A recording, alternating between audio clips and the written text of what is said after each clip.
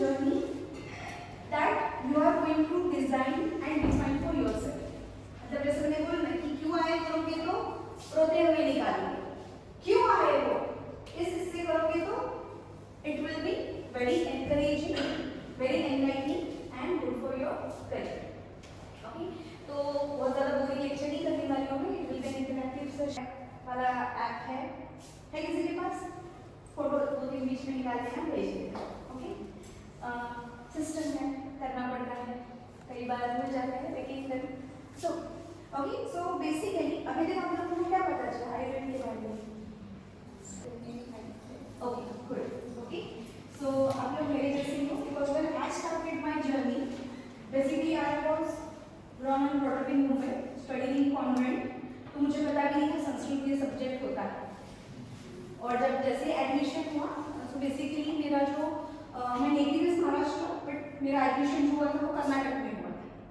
और वहाँ के जो सर आते थे जैसे कि आपको यहाँ पे संस्कृत सिखाते हैं तो वो गुजराती में सिखाते होंगे राइट.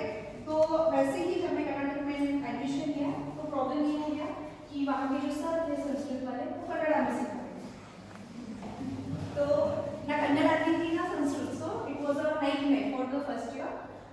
जैसे कि अभी आप लोगों को कई सारे कुछ टीचर्स ने बताया होगा कि श्लोक बाहर करने पड़ेंगे अभी से. तो जिनका संस्कृत है उनका तो बहुत अच्छा है, जिनका नहीं भी है जो श्लोक होते हैं वो मैं बताना चाहूँगी कि they are not that difficult to मगर.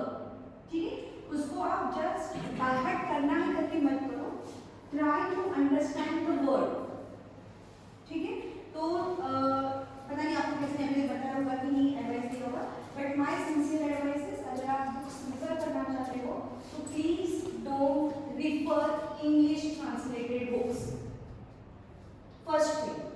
ओके, टॉपिक मेरा अलग है, इसके बारे में हम बात करेंगे ही बट क्योंकि अभी आपकी नहीं शुरुआत है तो मैं अभी आपको एक बात बता दूँ कि जैसे जो ये संस्कृत लैंग्वेज है it is very very scientific and specific.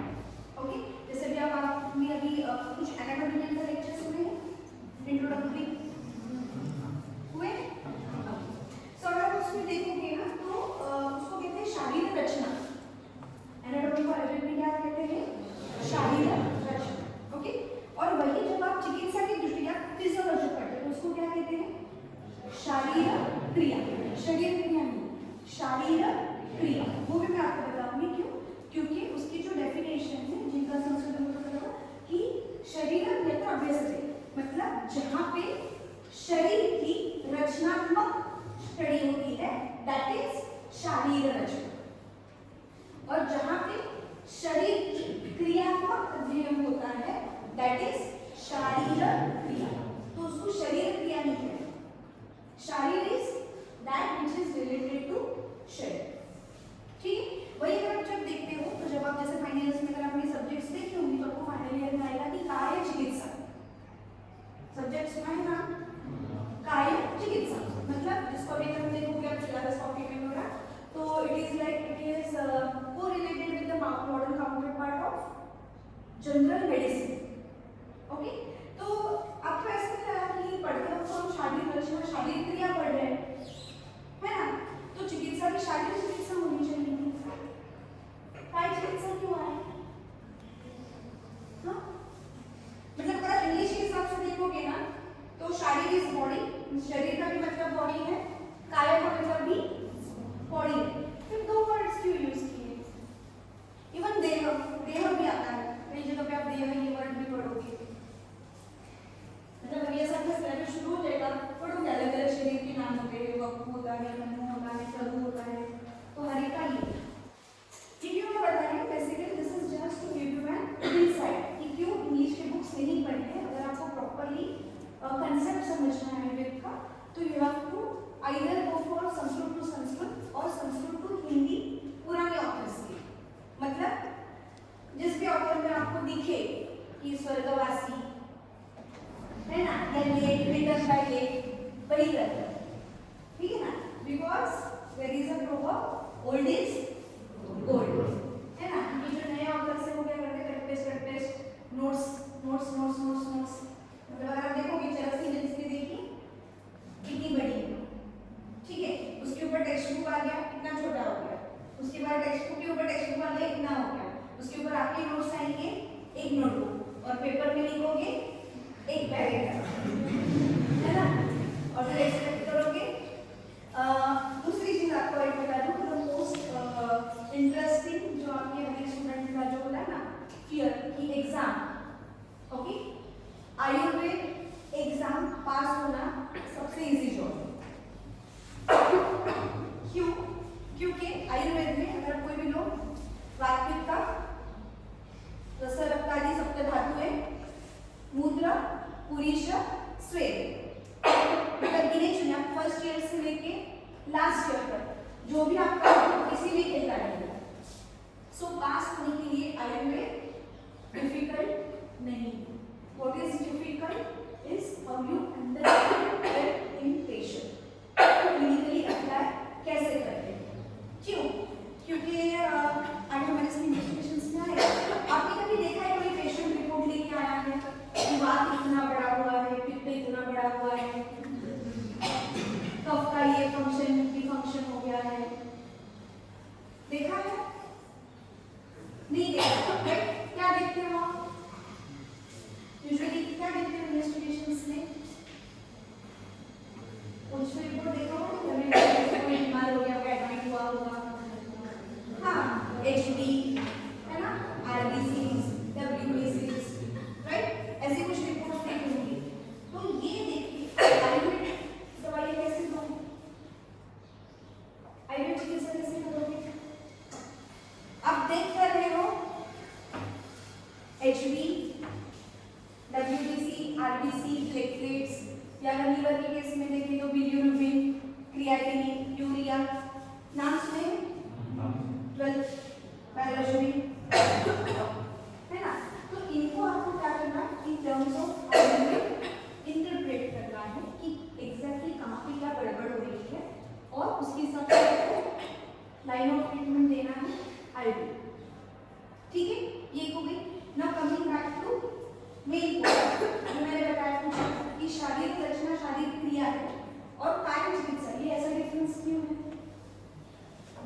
ये जब आप आगे पढ़ोगे तो इसमें आपको आएगा कि शरीर का मतलब होता है शरीर, यानी जो हर पल घटते जाता है, दैट इज शरीर। तो अगर आप फिजियोलॉजी के हिसाब से देखते हो तो हर पल क्या होगा, आपकी बॉडी के जो सेल्स है ब्रेक डाउन होगा। तो ये जो है जो आप देखते जाते हो उसकी आप स्टडी करते हो, इसलिए उसको हम शारीरिक रचना या शारीरिक क्रिया है, ओके। लेकिन जब आप चिकित्सा कर रहे हो तो चिकित्सा में आप क्या करते हो? चिकित्सा में आप क्या करते हो? जो पेशेंट जिसका बल कम है उसको बल दे के उसको उस डिजीज से बाहर निकालो। So you are basically building health, इसीलिए वहां पे काया, ओके। काय का जो मतलब होता है अगर आप संस्कृत के हिसाब से देखो तो it is to build up something, कि जहां पे संचय होते जा रहा है। तो आप बेसिकली रोग जो आता है आपके पास, ये जो पेशेंट आता है उसको आप दवाई लेके क्या कर रहे हो, you are building up this dhatu, उसकी स्ट्रेंथ बिल्ड अप कर रहे हो, जिससे कि क्या हो, उसकी हेल्थ या जो इम्यूनिटी है वो बढ़े। नाउ ये इम्यूनिटी की कंसेप्ट जो है ये अगेन आयुर्वेद के और मॉडर्न के हिसाब से बहुत अलग है, ओके। कैसे हम देखेंगे, ओके। तो माय टुडेस जो टॉपिक है दैट इज आयुर्वेदिक पैथोलॉजी, निदान पंचक framework, understanding disease in Ayurveda beyond pathologies. ठीक है, टॉपिक क्लियर हो गया? क्या करना है हमें? आयुर्वेद में निदान पंचक करके कंसेप्ट है। नाउ पंचक मतलब 5, ओके। तो बेसिकली इसमें क्या है, 5 चीजें हैं जो हमें देखनी है। So what is expected to be done here? So NCSM says it is expected that discuss on the positive factors beyond pathogenic virus, bacteria and other organisms, and expected outcome कि मतलब at the end. So जैसा कि बताया कि निदान पंचक में 5 चीजें आती है, तो कौन सी है? निदान, पूर्व रूप, संप्राप्ति, उपशम। ठीक है, ये 5 चीजें हैं। इसमें से जो सबसे पहला है, ओके, मेरी पीपीटी बहुत शॉर्ट है, इसमें आपको बहुत कम वर्ड्स मिलेंगे, तो अगर आपको कुछ समझ में नहीं आए तो पूछ सकते हैं, ठीक है, we will be discussing that. Now first जो है निदान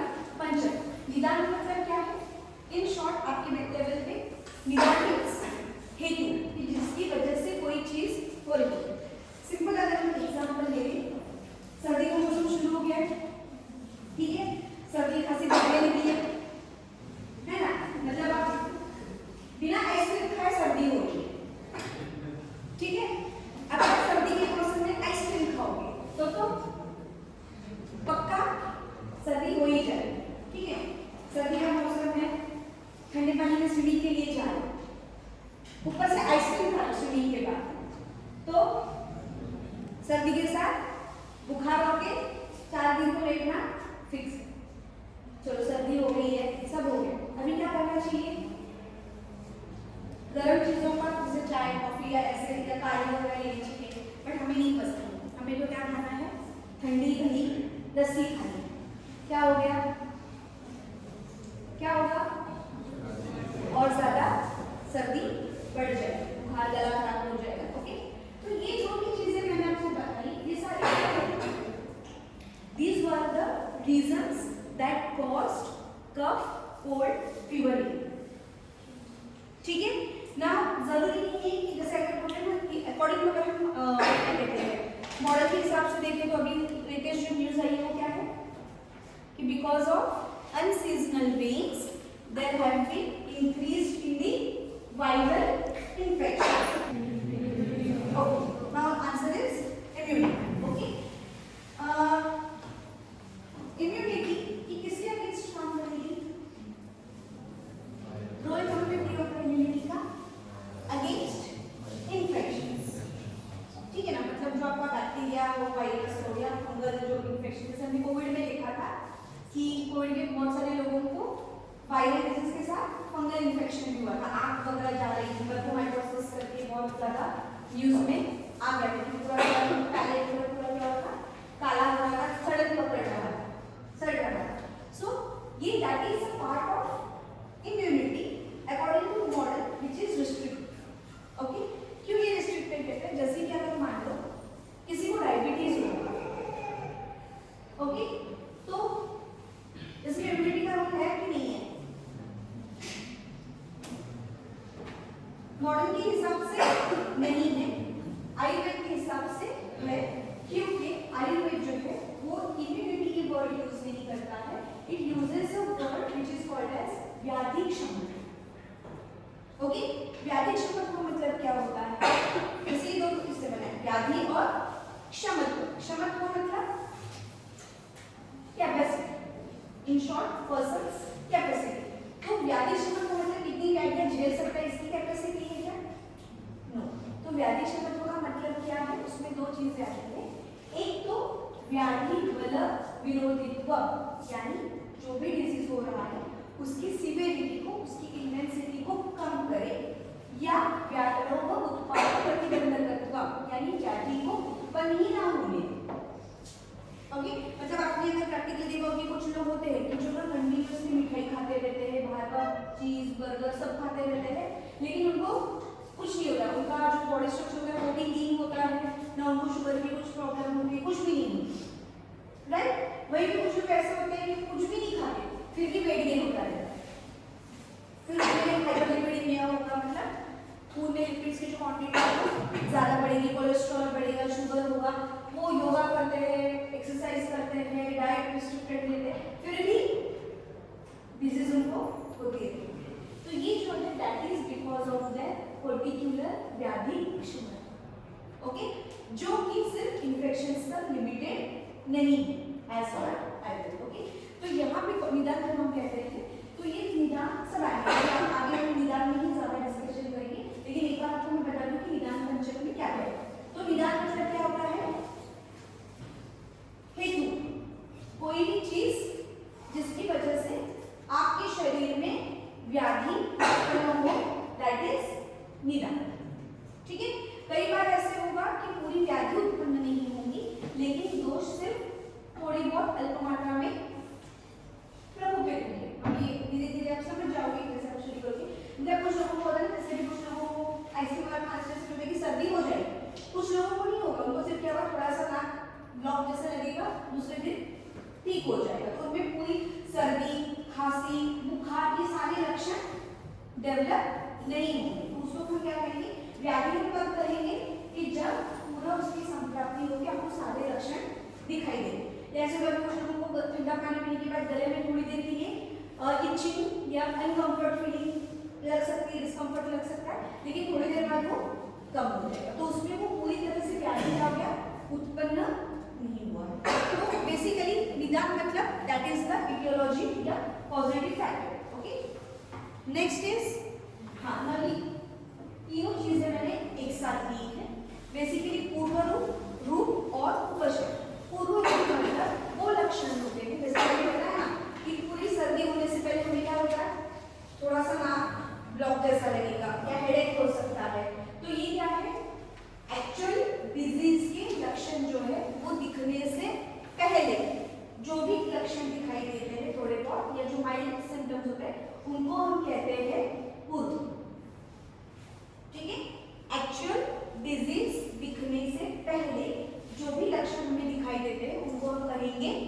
पूर्व रूप। जैसे कि अगर किसी को मान लो उसने कुछ बाहर का खा लिया है, उसकी वजह से उसके पेट में इन्फेक्शन हो गया, तो तुरंत उसको सारे लक्षण दिखाई देने शुरू हो गए, क्या बुखार वगैरह तो नहीं। तो हो सकता है पहले दिन उसको क्या लगे, भूख कम हो गई हो, उसके बाद नौजिया जैसे कि अभी उल्टी आने वाली ऐसे लगता रहेगा, और उसके बाद 1 या 2 दिन बाद एक्चुअल लक्षण जो है वो दिखना शुरू हो जाएंगे। तो ये जो इनिशियल लक्षण जो दिखते हैं those are called as the purva, ठीक है। रूप मतलब एक्चुअल सिम्टम्स जो आपको पेशेंट बताएगा, मतलब जब आपकी क्लिनिक में आएगा तो पेशेंट आपको बताएगा कि मुझे सर्दी हुई है या जुकाम हुआ है या जुलाब हुए हैं या उल्टियाँ हो रही है या उल्टियाँ हो रहा है, तो ये होंगे उसके जो लक्षण है, those are called as the rupa, ठीक है। कई बार जो पूर्व रूप होते हैं वही सिवियरिटी में बढ़ जाते हैं, तो रूप कहलाते हैं, नॉट नेसेसरी कि वो अलग अलग ही हो, क्लियर। उसके बाद है लास्ट, दैट इज उपशय। ना उपशय का मतलब होता है मुझे सर्दी हुई है और मैंने विकोरिल दवाई खाई, ठीक है, तो मेरी सर्दी क्या हो गई, कम हो गई। तो जिस भी चीज से आपकी सर्दी कम हो जाए, या मान लो गले में बहुत खराश है, अदरक और तुलसी वाली चाय पी, गला ठीक हो गया, तो ये क्या हो गया, उपशय, ठीक है। तो हमने क्या क्या देखा, निदान। निदान मतलब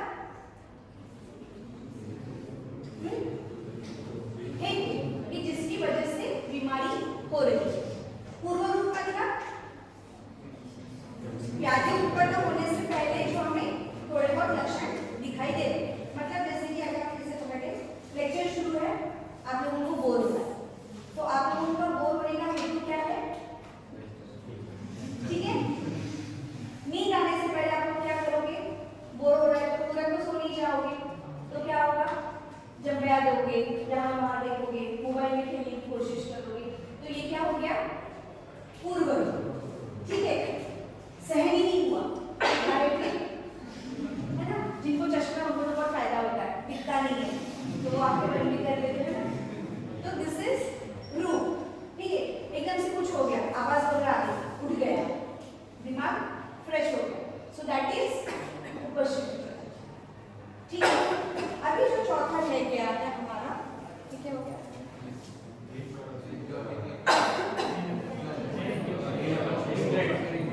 हमें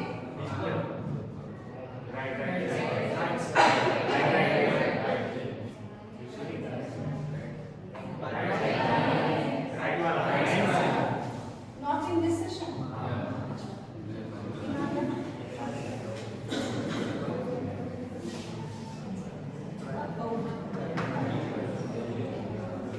इसको पता है सेटिंग्स,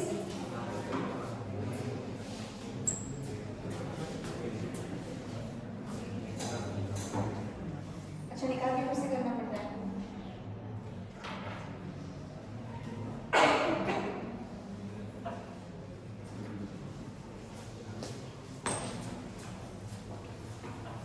इसने तो डायरेक्ट लास्ट में पहुंचा दिया, कुछ सेटिंग करके रखा है क्या, डायरेक्टली वहां से ज्यादा बोल रहे, डायरेक्ट लास्ट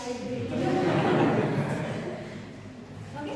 सो बेसिकली हम यहाँ पे जब देखोगे तो पूर्व रूप उपशय का सब कुछ है, बट ये पेशेंट में देखेंगे कैसे, based on the clinical features, ठीक है। क्लिनिकल फीचर्स मतलब टर्म बहुत बड़े नहीं है, मतलब सिंपल होता है, जो पेशेंट बताता है मुझे अच्छा लग रहा है, अच्छा नहीं लग रहा है, सर दर्द हो रहा है, पैर दुख रहा है, पैर दुख रहा था, कम हो गया, ये जो भी होते हैं इनको हम टेक्निकल टर्म्स में कहते हैं क्लिनिकल फीचर्स, ठीक है।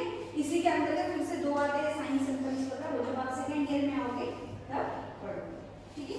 उसके बाद होता है कॉम्प्लिकेशंस, कि मतलब जैसे मैंने बताया ना कि सर्दी हो गई, फिर भी पेशेंट या आप ध्यान नहीं दे, फिर से लस्सी खा रहे हो, दही खा रहे हो, तो चीज क्या हो रही है, बढ़ रही है, तब भी आपने ध्यान नहीं दिया, फिर भी ठंड में घूमने गए, बिना स्वेटर के ठंड में घूम रहे हो, फिर से ठंडे पानी में जा रहे हो, तो क्या होगा, लंग्स वगैरह भी इन्वॉल्व होंगे और हॉस्पिटलाइज होना पड़ेगा।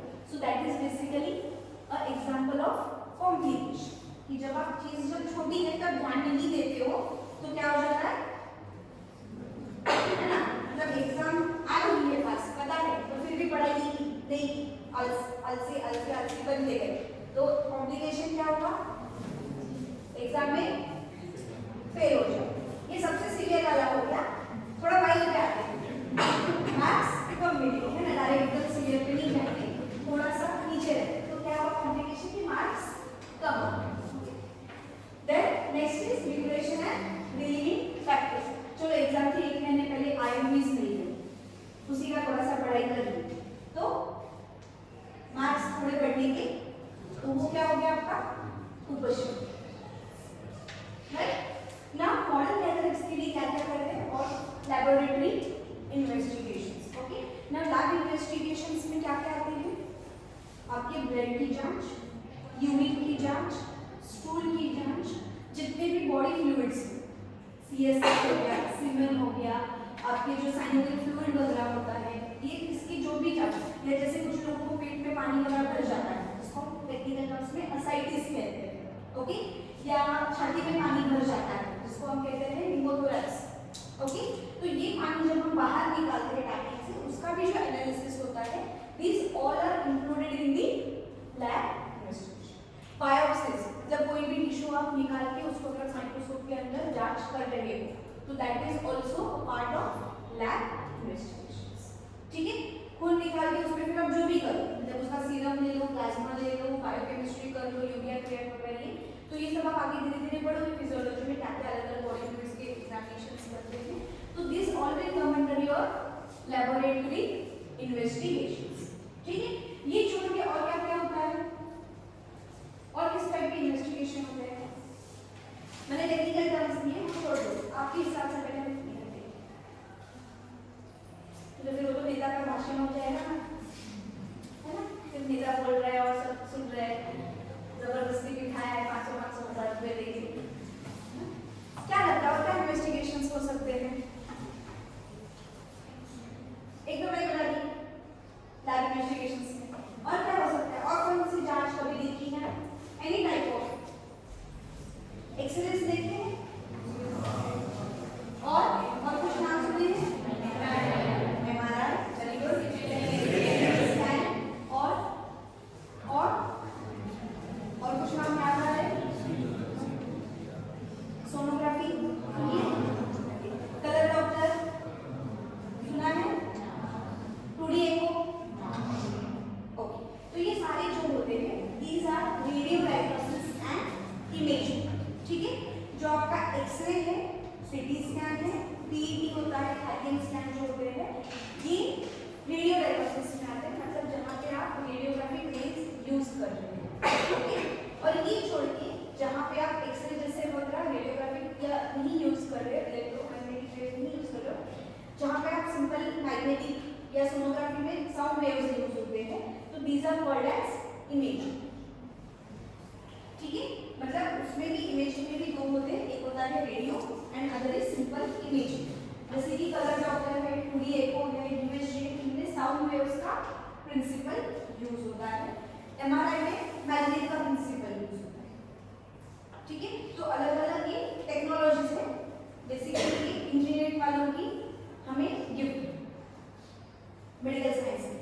Okay, so modern people can not claim, मतलब मॉडर्न डॉक्टर्स नहीं बोल सकते कि आप इन्वेस्टिगेशन यूज मत करो, क्योंकि ये उनका भी हक है, ये बेसिकली इंजीनियर्स लोगों ने डेवलप किया है, तो जितना एमबीबीएस वाले यूज कर सकते हो उतना ही या उससे ज्यादा आप यूज कर सकते हो। The only thing is you should be able to interpret it in the terms of IU. ठीक है, देन नेक्स्ट इज अदर्स, जैसे कि ईसीजी। ईसीजी सुना है? ओके, क्या होता है? लगा के फिर ऐसे दिखाते हैं। Okay, EEG is similar brain का झुमका।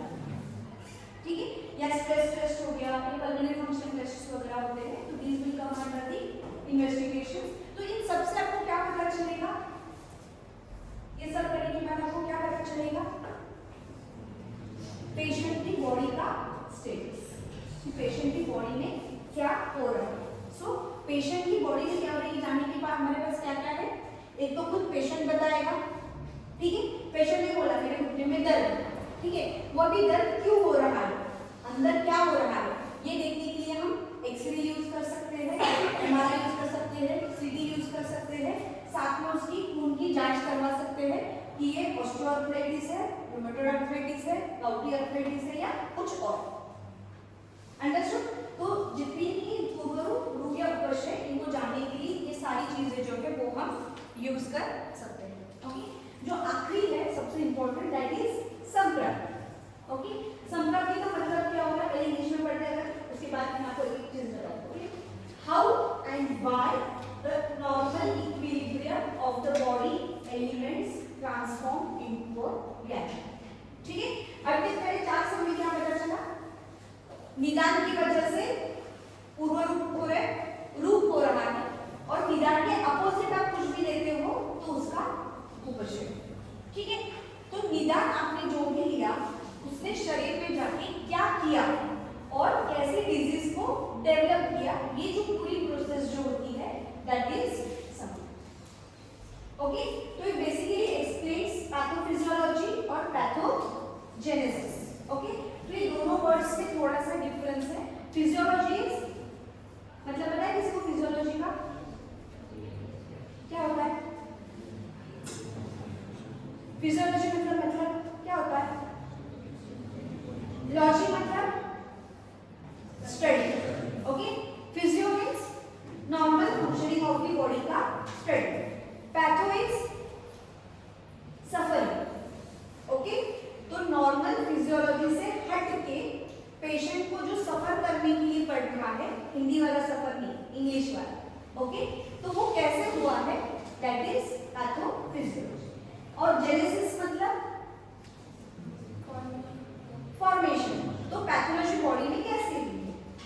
ओके, तो इसमें हमें एग्जांपल नहीं दिया है कि ऐसे इन्फेक्शन हो गया, फिर वो एंटीजन वगैरह हो गया, फिर उसमें ये किया। तो ये जो पूरी स्टडी होती है इस शुरुआत से लेकर जब आपके अंदर या पेशेंट के अंदर हेतु गया है तब से लक्षण पूरे मैनिफेस्ट के कॉम्प्लिकेशन होने तक उसके बॉडी में क्या क्या चेंजेस हुए और कैसे हुए दैट इज समझ। Okay, now coming to the last slide, और जो सबसे इंपॉर्टेंट है हमारा आज का टॉपिक दैट इज निदान इन आयुर्वेद।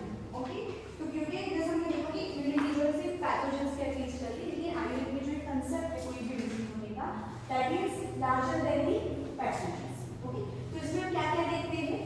आहार, विहार, मानसिक, आगमकुच एंड अन्य, that is very good. Okay, तो आहार मतलब जैसे मैंने अभी आपको बताया कि अगर किसी इंसान को आदत है कि वो बहुत ज्यादा तीखा खा रहा है कंटिन्यूस, मतलब लाल मिर्ची खा रहा है या हरी मिर्चियाँ खा रहा है, गरम मसालेदार ये चीजें खा रहा है, तो क्या होगा उससे? क्या होगा? आपने शादी में गए हो और बहुत ज्यादा तीखा खा लिया, एसिडिटी होगा। ठीक है, तब भी वो नहीं रुका और ज्यादा तीखा खा रहा है तो अल्सरेशन। ठीक है, एसिडिटी मतलब क्या होता है? कुछ देर के लिए सिर्फ एसिड का जो प्रमाण है वो बढ़ गया है, लेकिन तब भी आप नहीं करते हो तो बॉडी क्या करेगी? उसका जो म्यूकोजल मेम्ब्रेन होता है वो क्या हो जाएगा? डिग्रेड हो जाएगा, बिकॉज HCl इज वेरी। किसी को पता है स्टमक का pH कितना होता है? हाँ, कितना होता है? अभी नहीं दी है ना, तो उसमें नहीं था, मतलब अभी मुझे सीरियसली नहीं पता कि 12th का सिलेबस अभी क्या चल रहा है। इट्स ऑलमोस्ट 27 years पास करके, तो भी 27 साल में क्या क्या चेंज हो गया बताएं। It is almost 2 to 3, pH of stomach is 2 to 3, मतलब it is very highly acidic. Okay, तो जो अंदर वाले सेल्स होते हैं दे आर सीक्रेटिंग कंटीन्यूअसली ग्लूकोजा एज अ बफर। ठीक है, लेकिन there will be a limit, उसकी भी एक थ्रेशोल्ड लिमिट होगी, तो जब वो क्रॉस हो जाती है तो क्या होगा? ग्लूकोजा को भी निकाल के जो सेल्स है उसको HCl क्या कर देगा? डैमेज। तो that is called as ulceration. ठीक है, तो ये क्या हो गया? आहार में जैसे कि हमने कुछ देर पहले देखा कि बहुत ठंडा वाला खा रहे हो तो सर्दी हो गई, कोई बहुत ज्यादा मीठा ही खा रहा है, कंटिन्यूअस मीठा खा रहा है, तो उसमें क्या हो जाएगा? जो एक्सेस ग्लूकोज है that will be converted into triglycerides and cholesterol, तो उसके लिपिड्स जो है वो ब्लड में इंक्रीज होना शुरू हो जाएगा, तो उसकी वजह से उसको हार्ट की जो रिस्क है वो क्या हो जाएगा? बढ़ता जाएगा। अंडरस्टूड? तो ये सारी क्या होगी?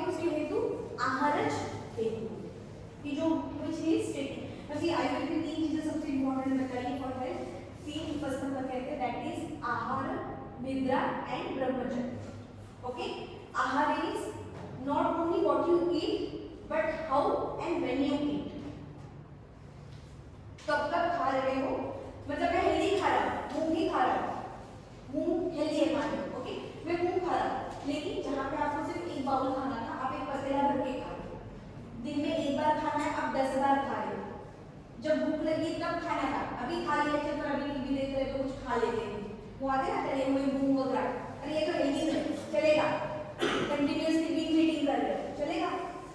इवन तो मूंग इटसेल्फ इज हेल्दी, लेकिन अगर आप उसको आउट ऑफ प्रोपोर्शन खाओगे तो क्या होगा, पैथोलॉजी काम करेगा. सो वन इज योर आहार.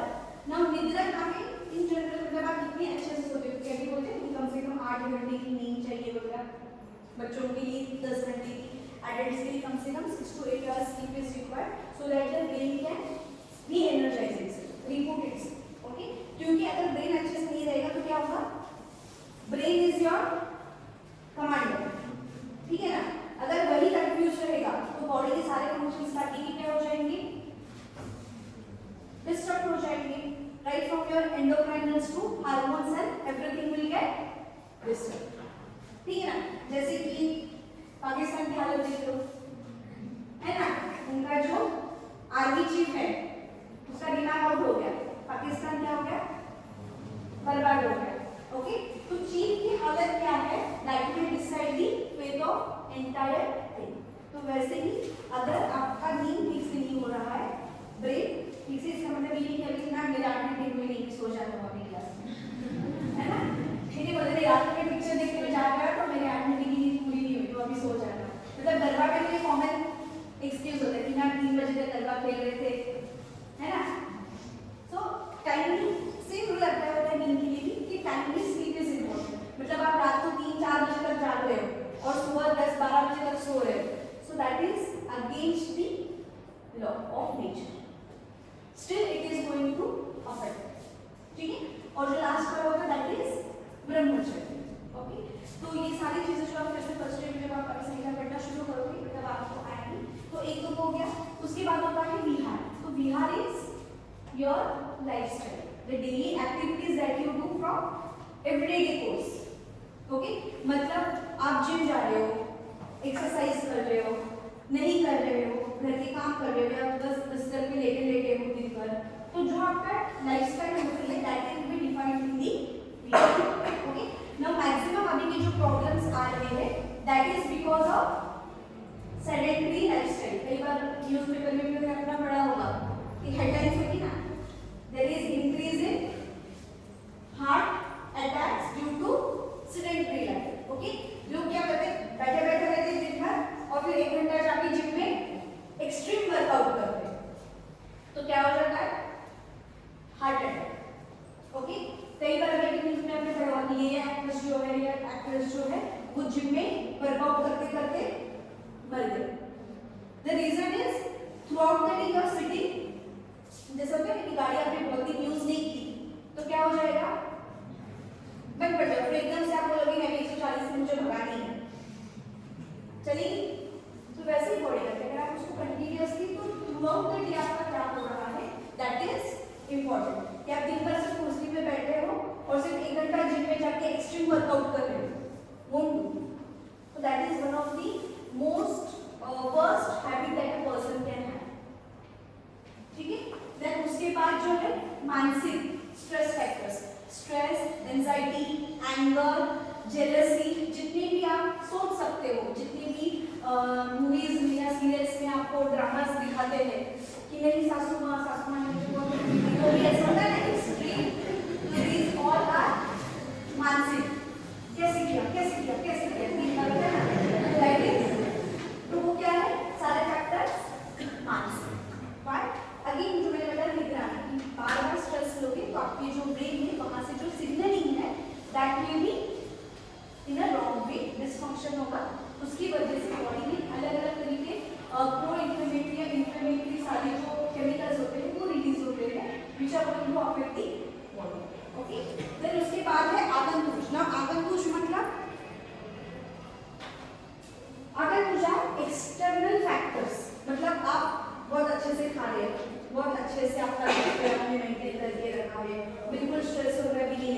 हैप्पी गो लकी हो, गाड़ी से जा रहे हो लेकिन कार में धक्का लग गया, क्या हो गया? आदर दोष। ठीक है ना? आप एकदम बस पढ़ाई कर रहे हो, सब कर रहे हो, सीढ़ियों पे जा रहे हो, मौसी ने पानी पोछा नहीं, पानी गिरा था, पैर फिसल के गिर गए, क्या हो गया? आदर दोष। Okay, other dosha are the external factors which you can not control. ठीक है, कहीं से गिर गए या आप जा रहे हो, ऊपर वाले आदमी ने कमरा फेंक दिया, पानी डाल दिया, उसका ध्यान दिया, खुद में हाथ कर दिया, कमरा गिर गया, क्या हो गया? Clear? Okay. Then the last is अन्य और दैवबल। Now दैवबल is now ये थोड़ा सा ऐसा टॉपिक है कि कंट्रोवर्सी हो सकती है बिलीवर्स और नॉन बिलीवर्स में। Now दैवबल basically means the actions from your past. Okay? मतलब जैसे कि the best example is जो जुवेनाइल डायबिटीज होता है या टाइप 1 डायबिटीज हो, कि जो छोटे बच्चों में होता है। अभी बच्चे तो मासूम हैं, उन्होंने क्या पाप किया है? कुछ भी नहीं। खाना क्या खाते हैं? कुछ भी नहीं। बिहार में भी रात को देर से जागना, सुबह ये करना, ऐसे कुछ भी नहीं करते, लेकिन फिर भी डायबिटीज हो। तो इसमें रीजन क्या है? पास्ट लाइफ के जो भी कर्म होंगे वो। Now this is a debatable, क्योंकि मॉडर्न वर्ल्ड में मानी नहीं, वो हमेशा प्रूफ मांगते हैं और पिछले जन्म का प्रूफ दे नहीं सकते। ओके, या अगर मान लो कोई बच्चा जन्म से ही अंधा पैदा हुआ, या अलग अलग मस्कुलर डिस्ट्रॉफीज होती है, या ऐसे कुछ भी कंजेनाइटल हो जाए, जैसे डाउन सिंड्रोम वाले होते हैं, आपने देखा होगा जो तारे जमीन पे जो क्राउड लिया है, तारे जमीन पे जो एक लिया है ना कि मेंटली डिसेबल्ड बच्चे या डिफरेंटली एबल्ड, तो इसका हेतु क्या है? No reason. तो दैट इज दैवबल, कि पास्ट लाइफ में जो होते हैं वो एक हो सकता है। ओके, नाउ इसमें मॉडर्न की क्या क्या आते हैं, तो अगर आप देखोगे तो इसमें मॉडर्न के जो भी अभी so called life disorder, lifestyle disorders के अंदर जो भी डालते हैं वो सारे आ जाएंगे बिकॉज ऑफ योर आहार एंड। ठीक है, क्योंकि अगर आप अभी देखते हो तो अल्फा डायबिटीज हो या हाइपरटेंशन हो, जो अभी उनका भी जो चल रहा है, now there is something new which is called as the functional medicine, trending है अभी functional medicine. Now functional medicine मतलब क्या है? जो हमारे यहाँ पे बताया है कार्य कारण सिद्धांत, कि आपने ये किया इसीलिए आपने ये हुआ, तो रूट कॉज इफेक्ट पे काम करने वाला। क्योंकि अब तक इन लोगों का क्या था? मॉडल था जनरलाइज्ड था, वन पिल फॉर ऑल, मतलब किसी को भी बुखार आया तो पैरासिटामोल ही लेंगे, ठीक है। बट अभी वो खुद क्या कर रहे हैं? दे आर रिवर्सिबल, मतलब एटलीस्ट जहाँ पे हार्मोनल चीजें होती है, जैसे कि पीसीओएस हो गया, अभी हर 10 में से 8 लड़कियों को पीसीओएस से पीसीओडी है, तो वो हर एक को सिर्फ हार्मोनल पिल्स पे नहीं रख सकते, तो दे आर अगेन चेंजिंग। या थायराइड, थायराइड का भी अगर जैसे बढ़ रहा है, हाइपोथायराइडिज्म हो गया, हाइपरथायराइड केसेस बढ़ रहे हैं, तो वो क्या करें? क्या है? लुकिंग इनटू द कॉज, कि क्यों हो रहा है, और उसके अकॉर्डिंगली हर एक पेशेंट में इंडिविजुअलाइज्ड पर्सनलाइज्ड करके दे रहे हैं, वो हमारे यहाँ ऑलरेडी बताया है। देयर इज वन कोटेशन, दुष्यम देशम बलम कालम अनलम प्रकृति वयम सत्य सात्म्यम तथा आहारश्च। इतने सारे फैक्टर्स देखने के बाद आपको क्या करना है? पेशेंट का एनालिसिस करके उसके अकॉर्डिंगली फिर औषध की परीक्षा करनी है और फिर पेशेंट को चिकित्सा देनी है। ठीक है, रिपोर्ट्स देखना है, ये आयुर्वेद में कहीं पे भी नहीं है, लेकिन क्योंकि अभी हम उतना क्लिनिकल सिम्पटम्स एनालाइज नहीं कर पाते या स्किल कम है, तो we rely on the investigations. ठीक है, then autoimmune disorders, autoimmune disorders मतलब क्या होते हैं? Any idea? Any idea? Autoimmune के लिए समझने के लिए ऐसे समझते हैं, first year versus second year match नहीं है, ठीक है, तो आप किसको सपोर्ट करोगे? फर्स्ट ईयर वाला। ये क्या हो गया? नॉर्मल इम्यूनिटी, मतलब आउटसाइडर्स के खिलाफ आप एक साथ जुड़े। लेकिन अगर कोई उसमें से 2-4 लोग खड़े हुए और खुद आपकी क्लास के अगेंस्ट हो गए, तो मतलब ऐसे तो गद्दार वगैरह कहोगे जो भी, लेकिन in terms of medical it will be called as auto immunity. मतलब क्या? जब खुद की बॉडी खुद पर ही अटैक करना शुरू कर दे, दैट इज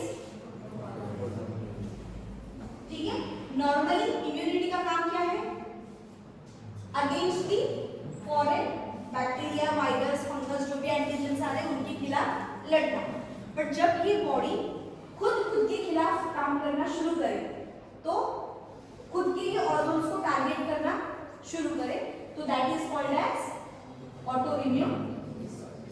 ठीक है, दूसरा जो third that is environmental. Environmental मतलब जो भी पोल्यूशन हो रही है, हाई प्रैक्टिस की वजह से अस्थमा के अटैक्स कुछ लोगों में बढ़ जाते हैं, तो that is environment. Okay, global warming की वजह से स्किन कैंसर का जो रेट है वो इंक्रीज हो रहा है, क्योंकि ओजोन लेयर डिस्टर्ब हो रही है, इतनी ज्यादा यूवी रेज क्या हो रहा है आ रहे हैं स्ट्रॉन्ग लेयर पे, तो कैंसर जो है स्किन का वो बढ़ रहा है। So those are considered as environmental factors. ठीक है, last is psychological and emotional. Clear with this? Okay, now इसीलिए अगर हम निदान पंचक देखें तो क्या है, द निदान पंचक framework transforms pathology into a process oriented individualised system. मैंने भी आपको बताया जो भी मॉडल का सबसे ट्रेंडिंग है functional medicine. Okay, there is one more trending thing that is epigenetics. Epigenetics मतलब जो हमारे यहाँ पे आहार विहार है ना, they are working on this new मतलब इतना सारा न्यू नहीं है, लेकिन ट्रेंड में अभी अभी आ रहा है कि आपका आस-पास का जो भी सराउंडिंग है, कि आप जो भी खाते पीते हो, how it is affecting your genes, और थ्रू जीन्स आपके बॉडी को फंक्शनिंग जो है कैसे चेंज कर रहा है, दैट इज एपिजेनेटिक्स। ओके, तो वो भी इसका तो ये भी इसमें आ जाता है। ओके, तो ये सारे अलग अलग चीजें हैं।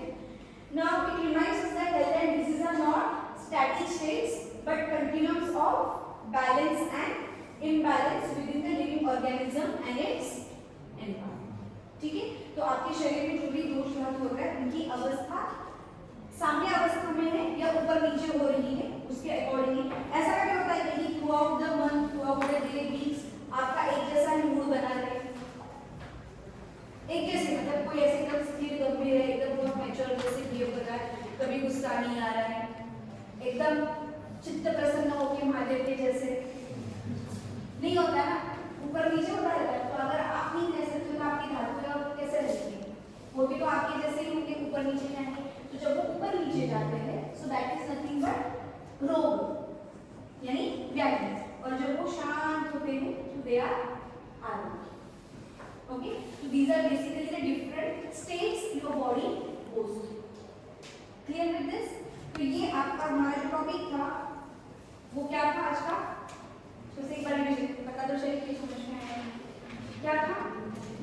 आयुर्वेदिक फ्रेमवर्क ऑफ निदान पंचक, इसमें क्या क्या देखा आपने, 5 चीजें क्या थी, निदान, पूर्वरूप, रूप, उपशय, संक्रमण। ठीक है, निदान मतलब क्या क्या हो सकते हैं, आहार विहार, मानसिक आदत। ठीक है, अगर आप ये एक स्लाइड भी याद रखोगे तो आप चिकित्सा में पास हो जाओगे, फाइनल ईयर तक आपको यही लगेगा। ठीक है, उसी के अंदर मॉडल में क्या क्या आ जाता है सब कुछ, lifestyle disorders, autoimmune, environmental, psychological, emotional, सब कुछ। ये छोड़ के आपको कुछ भी नहीं मिलेगा। कोई भी डिजीज ले लो, उनका जो भी पॉजिटिव होगा वो इसके अलावा इसमें से छोड़ के कुछ भी नहीं होगा। ठीक है, तो यहाँ पे पैथोजेंस इसलिए हमने इंक्लूड नहीं किए हैं, मतलब बैक्टीरिया वायरस होगा, क्योंकि हमारा टॉपिक ही अलग है ना, वही है ना कि बियॉन्ड पैथोजेंस हमें देखना है। ठीक है, तो जो भी आपके बैक्टीरिया वायरस फंगस है वो सारे क्या कहलाते हैं, पैथोजेंस। तो उनके छोड़ के भी जो हमारे हैं वो सारे हमने देखे। अभी एक वर्ड बीच में मैंने लिखा है दैट इज कोमॉर्बिडिटीज, उसका मतलब क्या होगा किसी को पता है, कोमॉर्बिडिटीज। कोमॉर्बिडिटीज का मतलब होता है जब एक ही इंसान में 2 या उससे ज्यादा बीमारियां हो, मतलब किसी को हार्ट प्रॉब्लम है लेकिन साथ में उसको डायबिटीज भी है, उसको थायराइड की प्रॉब्लम भी है, तो ये क्या हो गया, कोमॉर्बिडिटीज।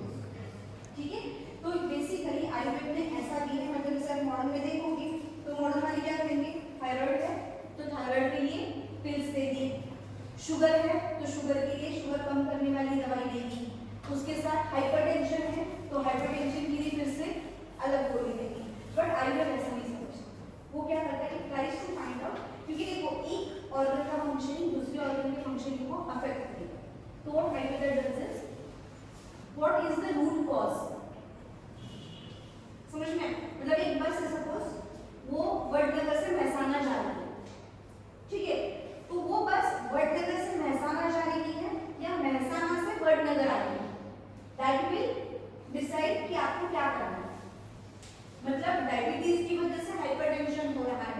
या हाइपरटेंशन की वजह से डायबिटीज हो रहा है, या थायराइड की वजह से डायबिटीज और हाइपरटेंशन हो रहा है।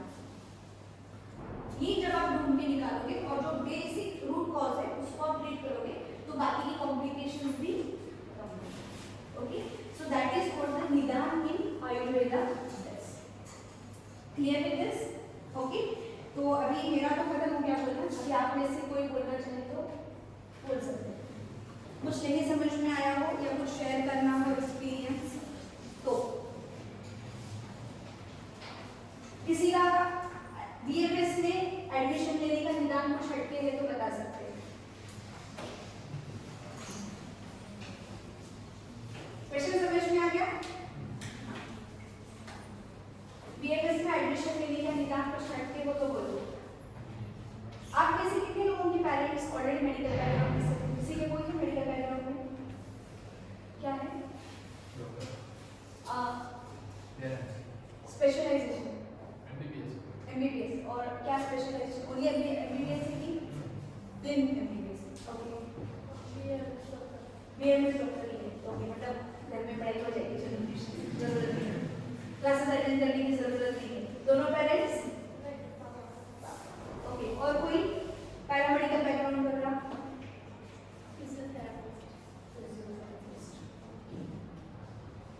ओके, बाकी सब नॉन मेडिकल्स?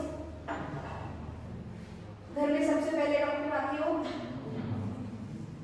तो बेस्ट ऑफ लक, आप लोगों को ज्यादा पढ़ाई करनी पड़ेगी क्योंकि जी घर में किसी को भी कुछ भी होगा ना तो जैसे कि 6 महीने हो जाएंगे आपके सब लोग, अरे ये तो मेडिकल पढ़ता है, अरे मुझे सर्दी में क्या हुआ करता है, क्या हुआ करता है, आएंगे आजू बाजू की जितनी भी दादियाँ नानियाँ मौसियाँ चाचियाँ होंगे ना, आप रास्ते में भी दिखोगे कहीं तो घर वालों ने बोल के रखा कि एडमिशन नहीं है डॉक्टर के लिए 6 महीने में शुरू है, अरे मेरी कमर में बहुत दर्द है, जरा बता दो क्या है। Okay, so be prepared for that and best of luck for your future. फिर से मिलेंगे बहुत जल्दी। आई होप ज़्यादा बोरिंग नहीं था लेक्चर, ज़्यादा लोगों को नींद नहीं आई, भूख लगी होगी। ठीक है, कितने लोग हॉस्टल में रह रहे हैं? कितने लोग नहीं रह रहे? Okay, 1 2 3 4 5। Okay, thank you. Photos किसने खींची? हाँ, मेरा नंबर लेकर मुझे भेज दो 700 और मेरी लास्ट एफएससी।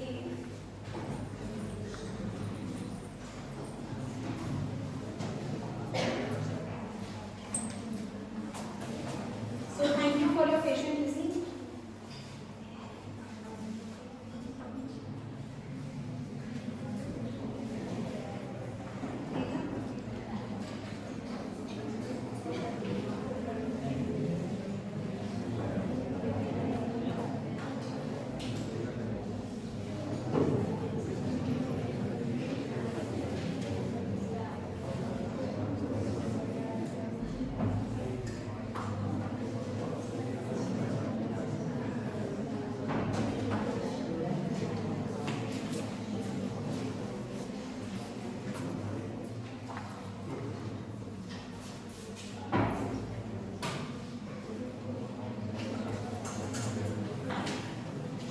चार्जिंग नहीं लगाया क्या?